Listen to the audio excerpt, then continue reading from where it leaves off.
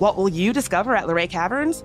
From the tippy tops of their ropes course, breathtaking views of the Shenandoah Valley.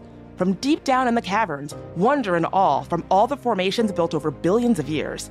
And in the spaces in between, you can walk through history, see the evolution of the automobile, and even meet the mayor of Toy Town Junction. Open 365 days a year. Discover the perfect holiday adventure the whole family will love at Luray Caverns. Plan your trip at LurayCaverns.com.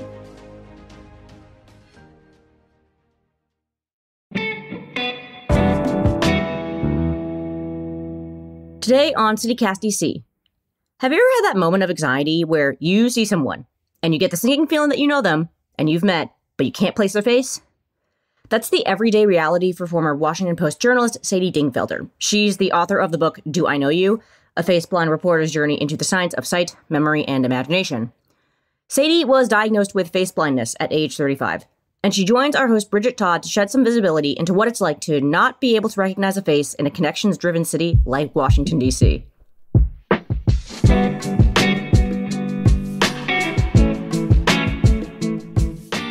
Today is Tuesday, November 19th. I'm Julia Karen, and here's what D.C. is talking about.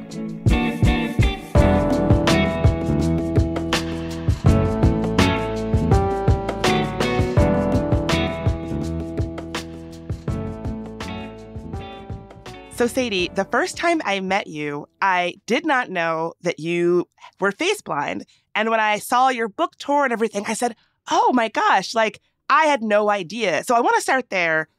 What does it mean to be face blind?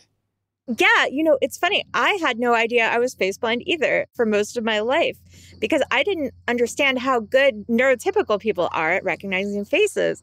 It turns out that neurotypical people have this specialized face software and an entire chunk of brain devoted specifically to memorizing faces. And we are better at memorizing faces than any other type of object. We meaning you, not me so much. So for face blind people, we basically see faces the same way we see any type of object. And if you imagine looking at a rock, for instance, like you would, if you met a rock at a cocktail party, you would not be able to identify that rock like 20 minutes later, probably, or at least if you had a lineup of similar looking rocks, right? But every face has two eyes, a nose, and a mouth. They all look basically the same to me, sort of like how probably every squirrel looks the same to you. Yeah. Well, it's funny that you use that cocktail party analogy because when we met, it was at a kind of DC adjacent party. And so it's like all these DC mover shaker types. And I do feel like being face blind in DC has to be its own specific type of thing because so many people are like, oh, nice to see you again. Oh, I met you at the last party. Like, oh, I remember you from such and such. How has being face blind specifically in DC been something that has come up for you? So I'm a reporter. I used to work at the Washington Post, and I would have gotten a lot more stories if I could have recognized anyone, because there was all these Congress people who lived in my building who were always saying interesting things, but I never really knew who was who. And my very first job in DC was at a political action committee. And I was just a peon. And one of my jobs at a conference was to guard a podium for Nancy Pelosi. I was supposed to keep anyone from putting anything on the podium.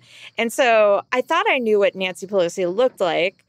But when a smallish lady put her purse on the podium and I shooed her away, and it was, of course, Nancy Pelosi, she took it very well. And yeah, I made a lot of mistakes that probably should have gotten me fired. Well, so this was during the part of your journey where you didn't realize that this was an issue for you, right? So like somebody was probably like, oh, we can put Sadie in charge of, being able to identify who is and is not Nancy Pelosi. And you probably would have no internal part of you thinking that actually might not be the task best suited for me.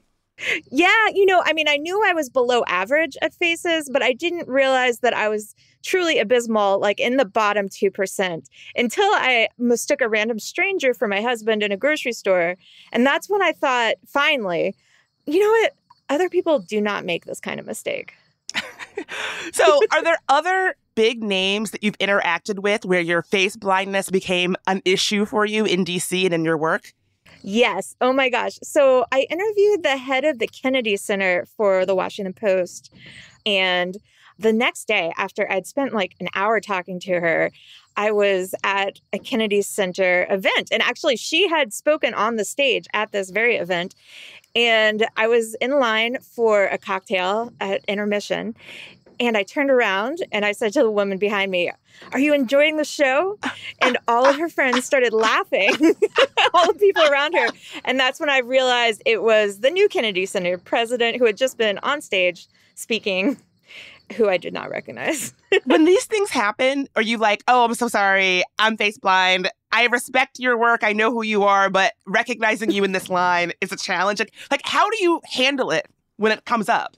Yeah, well, in general, I mean, my general sort of life way of handling all the weird things I do all the time by accident is I'm just not very introspective. So when I do something like that, I just think, oh my gosh, I'm hilarious. And then I'm like file it away as a party anecdote. So yeah, so that's in part why I didn't really notice that I was being, such a like weirdo all the time, because I just sort of am like, yeah, that's me. I'm funny. I do funny things and have adventures. So yeah, in the case of the Kennedy Center president, though, I was pretty embarrassed. And I think I did bail on the line. I was like, haha, oops, I'm going to leave. I just gave up on my Diet Coke quest.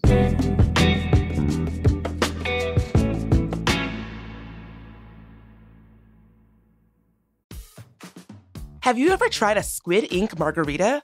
What about a cotton candy old-fashioned? DC's bartenders are constantly raising the bar with wacky and delicious new cocktails. And what better way to try out their creations than during this year's Cocktail Week? This year's celebration is running Friday, November 29th through Thursday, December 5th, the 91st anniversary of Repeal Day. Whether you like a classic martini or a mixologist's strangest specials, DC Cocktail Week has something for everyone, with over 100 participating locations in DC, Maryland, and Virginia. Warm your belly this fall with special happy hours and tasting events from some of DC's best restaurants. Visit DCCocktailWeek.com for details. That's DCCocktailWeek.com. Cheers. Let's be real, lawsuits are not fun, but with Paulson & Nace, at least they're a little easier.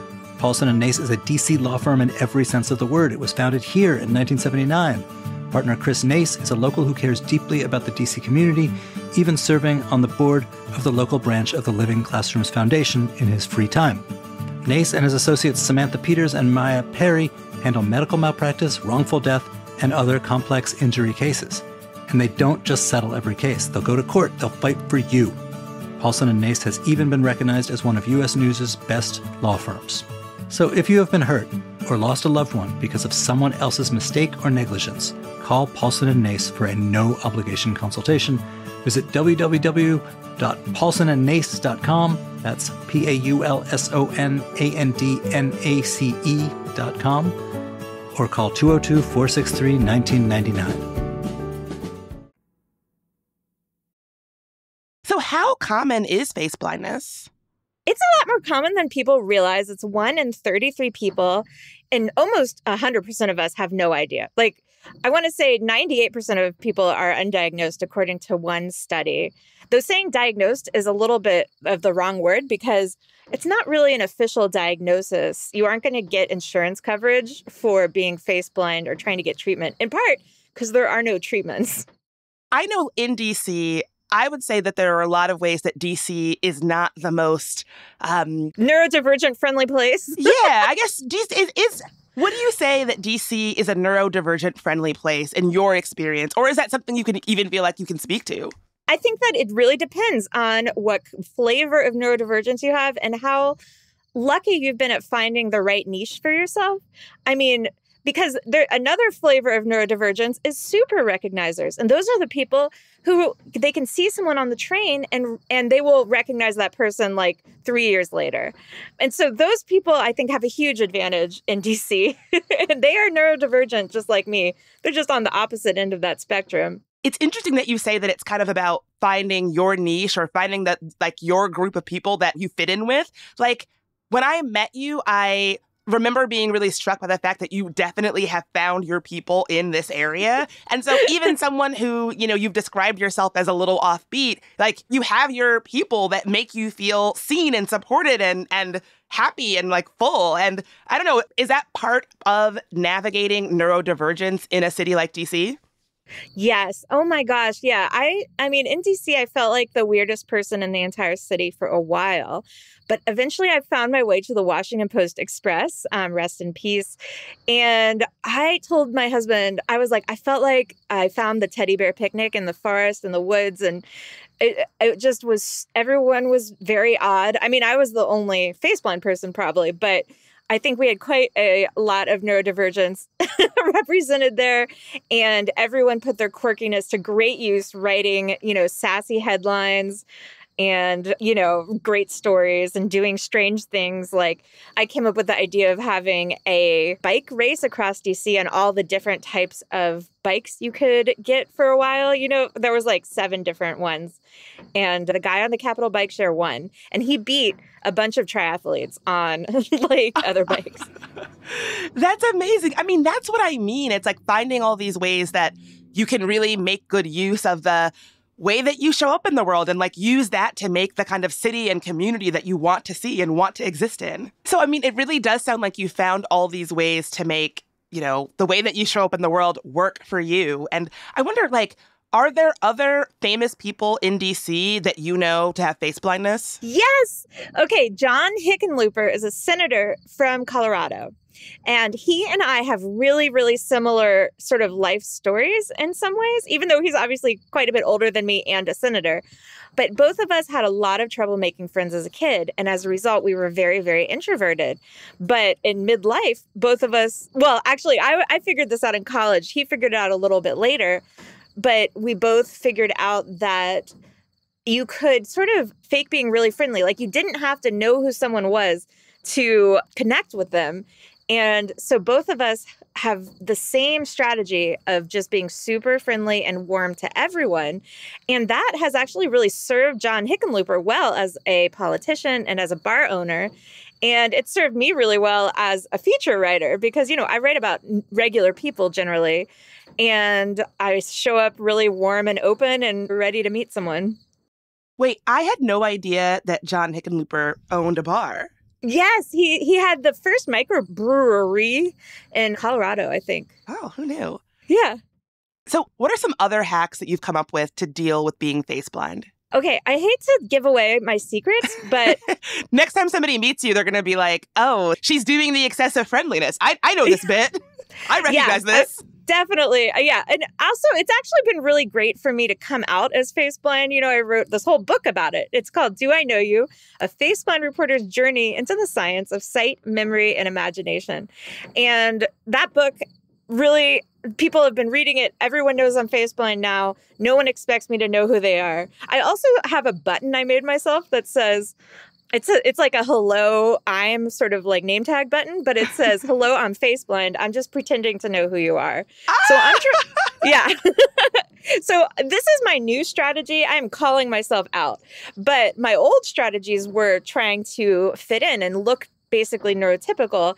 And, I think I was not as effective as I believed I was being, but I would do things like, if I see someone and they clearly know me, I would say, oh, I haven't seen you in a minute. And that usually prompted people to say last time I saw them. And that's a great context clue for who the heck they are. That is brilliant. I'm not face blind, but I might use that because it comes up a lot where it's like, oh, I met this person once. Wait a minute. How do I know them? How do I know them? I feel like that is also like a uniquely DC situation where people are always introducing themselves and being like, I work with so-and-so. I do yada yada for work. Like, that is a good tip. Thank you. Yeah. Yeah. A less good tip, but it has worked for me on several occasions, is to be like, oh, I just got a new driver's license. My photo's awful. You're so photogenic. Let me see yours, or something like that.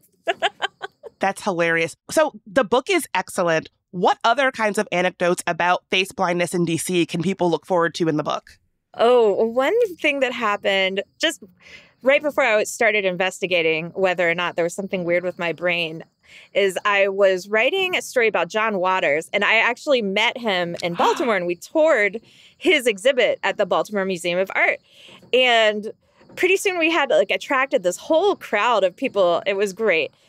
But unfortunately, that crowd of people, everyone looked exactly like the Baltimore Museum of Art press lady. They all looked sort of like Mrs. Frizzle. And I feel comfortable saying that because so do I, we're a little quirky. Maybe we have red brown hair. Maybe we have glasses.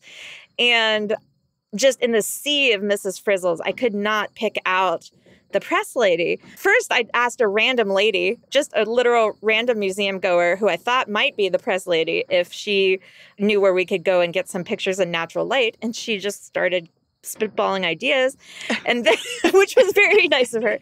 And then John Waters pointed out the press lady, and he looked at me like I was the weirdo. And I'm like, what are you doing? You're the weirdo, John Waters, not me. John Waters looking at you like you're the weirdo that has to be a special feeling. Yeah. I feel sort of proud. I ranked in John Waters' perception of weirdos. Well, Sadie, next time I see you, if you do not recognize me, I will not be offended. I will just remember Sadie is faceblind. I will not take it personally. Great. Thank you so much, everyone. And I think everyone should try not to take it personally if people don't recognize them, because really, we all look the same. We really do. Thanks so much for being here, Sadie. Thank you.